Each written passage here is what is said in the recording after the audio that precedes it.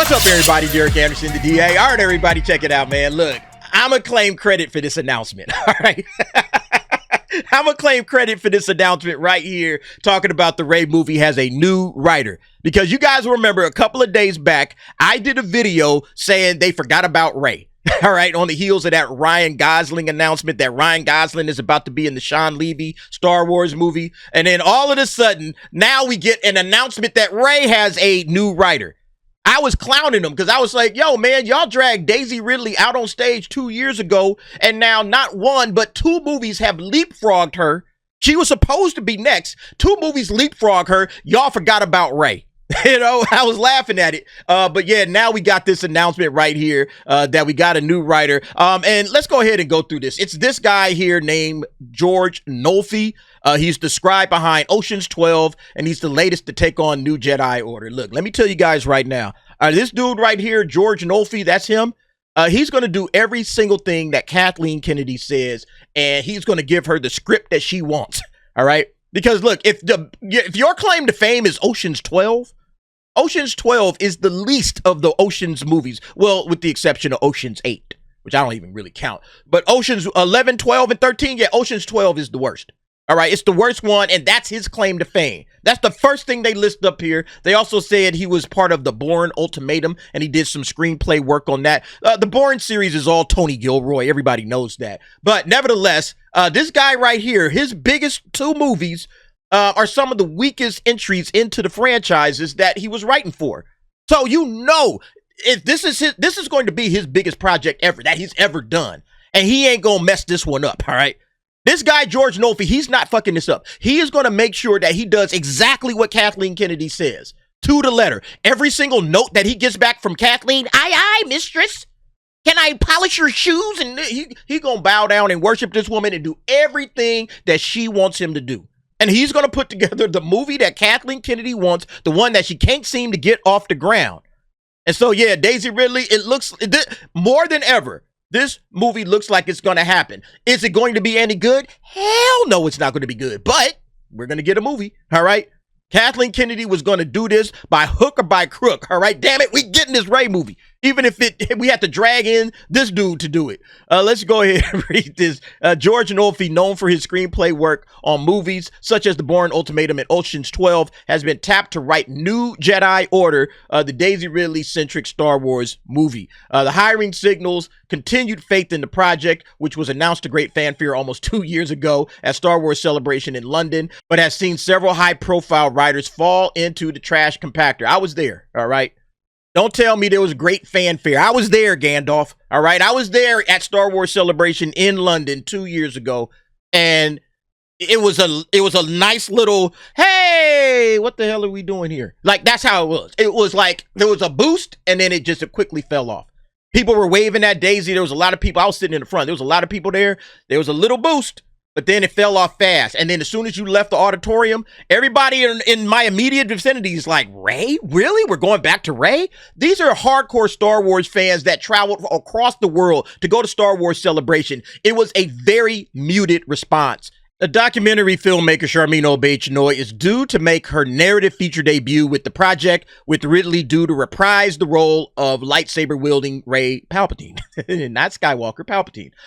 The character she played in Disney's sequel trilogy. The story is said to take place 15 years after the events of the rise of Palpatine, with Ridley's character now a mentor to a new crop of Jedi. Look, Charmino Noie is the other big issue with this, because this chick has never directed anything like this ever before, ever. All right, she's a documentary filmmaker, as it says right there. So look, you got two problems. You're going to be getting a story pretty much by Kathleen Kennedy, who is not a storyteller. All right, you can see what she's done with Star Wars since she took over there at Lucasfilm. She has no idea what she's doing. She has absolutely ran a franchise that was pretty much on autopilot. She's ran it into the ground, because she doesn't know how to tell stories. She doesn't know what Star Wars fans are looking for. And everything that she greenlights and everything she puts out there is the wrong move, with a couple of very rare exceptions like Andor. You know, and Andor honestly didn't need to happen either, but at least it's quality. Everything else she's done for the most part, with the couple, again, Mando season 1 and 2, I'll say, yeah, those are solid. Everything else, hot garbage. Hot ass garbage. All right. And then Rogue One. All right. But you got that. Woman don't know what she's doing. And then you got another chick who's supposed to take the script that pretty much Kathleen is going to lord over. She is going to be over that dude's shoulder, like constantly, like, no, change that word. No, you're writing the wrong thing. No, this is what Rey would say. She is going to be henpecking this guy. All right? She is going to be henpecking. She's going to be like a nagging wife. Get this thing right. Damn it. She's going to be on his head. And he's going to write the script that she wants him to write. But it's going to be Kathleen Kennedy's script. Trust me on this. And then it's going to be Charmino Noie, somebody who's never directed anything like this, directing the movie. For a character everybody hates. Do you not see how bad this is going to be, Lucasfilm? You would have been best off saying, yo, whatever Stephen Knight puts out there, we're just going to roll with it. Stephen Knight has more of a brain when it comes to writing something that audiences would like than Kathleen Kennedy does. And maybe Kathleen Kennedy has gone through scripts and she can pick certain things out.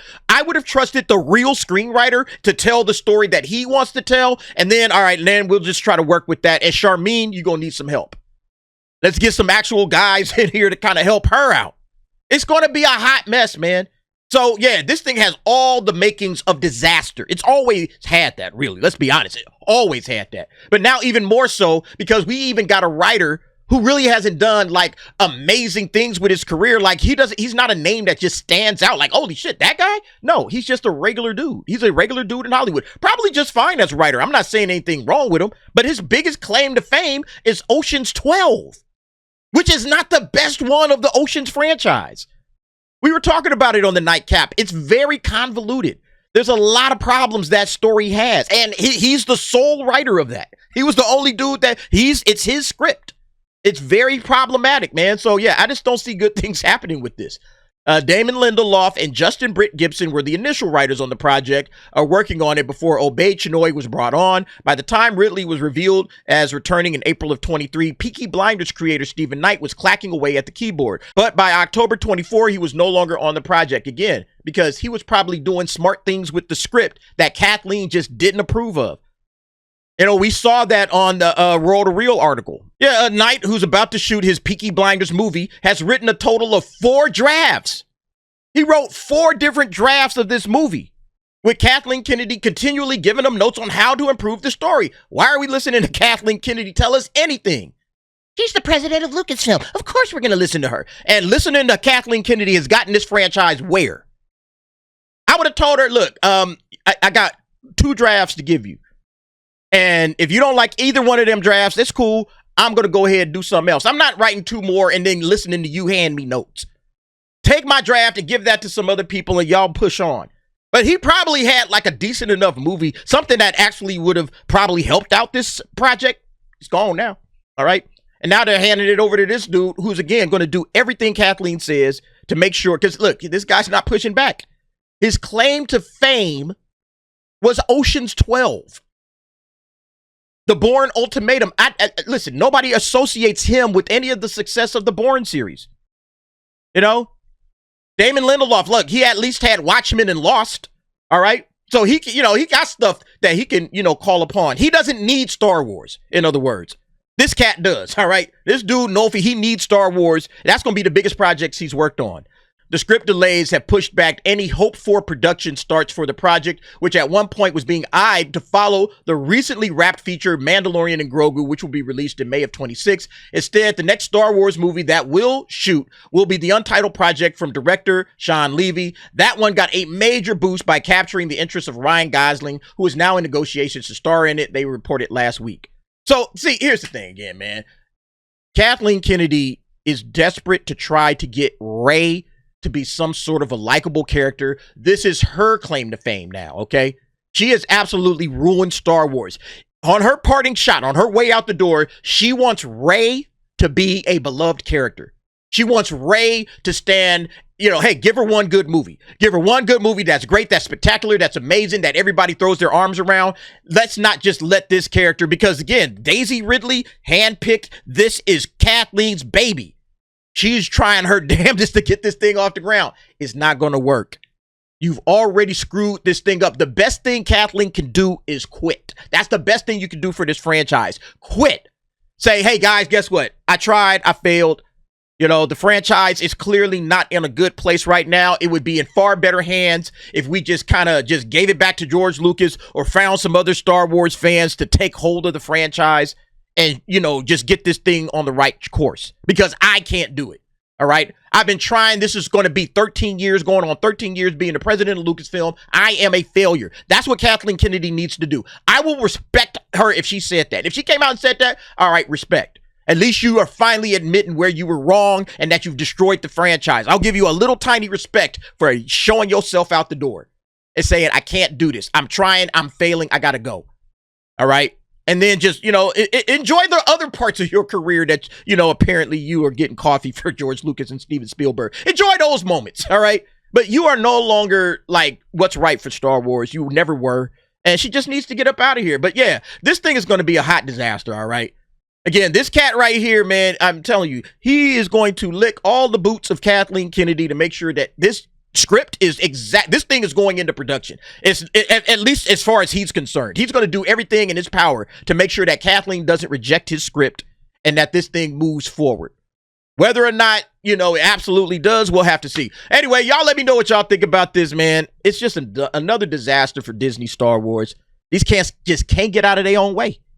And instead of just doing what the fans say, listening to the audience, listening to the fans, rejecting all of the characters and all of the woke nonsense, including Daisy Ridley's Rey. Daisy Ridley, not a problem. Rey, the character, instead of just rejecting that, they want to continue to double, triple, and quadruple down. And it's just a disaster. It is what it is. Anyway, y'all let me know what y'all think. Jump down in the comments. Give me your thoughts and opinions on that. And thanks for watching. See you next time.